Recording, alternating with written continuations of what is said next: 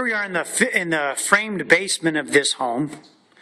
And a couple things I wanted to point out for you real quick is we always like to line up the studs. We start from the rear of the home and we frame the entire home from the rear forward. So everything is 16 inches on center.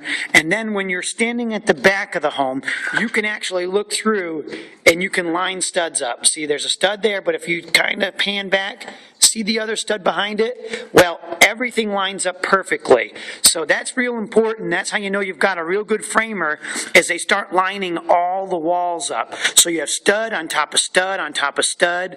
It not only looks good, but it actually it helps support the home, which I feel, and that may be my opinion, a little bit stronger. Whenever we don't have other headers or other larger microlam beams above openings, we do 2x10 wrapped double or triple 2x10s, triple in the basement, wrapped with a top plate and a bottom plate, and then another top plate and then a king plate. Again, you'll see all the pressure treated lumber, which is green, that always attaches to concrete. You'll see some pink in here. That's what's called sill sealer, and that seals the space between the green pressure treated plate and the concrete. So if there's any variations in the top of this concrete, you know, it's never perfect. It'll help seal that and keep air infiltration out. We'll go through after that and seal that with a silicone as well to really give it the nice green sense of keeping the air infiltration to a minimum. What you'll see here, I like to use, especially in this basement because it's 9 foot height, is you'll see these open web trusses.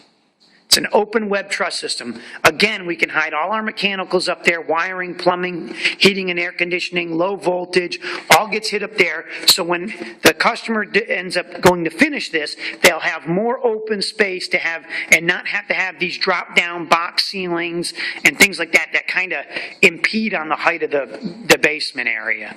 So that's a great thing to do. Some other things I want to point out for you while you're building, these wide open areas. See, this here is a microlam beam. It's built to carry loads. It's a little different than using like a 2x10 for a header like you see back there. This is that way because we're going to have other openings stacked above it. That'll require microlam beams, and it's just the best way to go. And those things are typically sized by either an architectural engineer, a civil engineer, or anybody that designs the floor system for the home. In this case, I think it was an engineer. I think it was a civil engineer. Again, just kind of pan around here so you can see it. Okay, looking forward to showing you more later.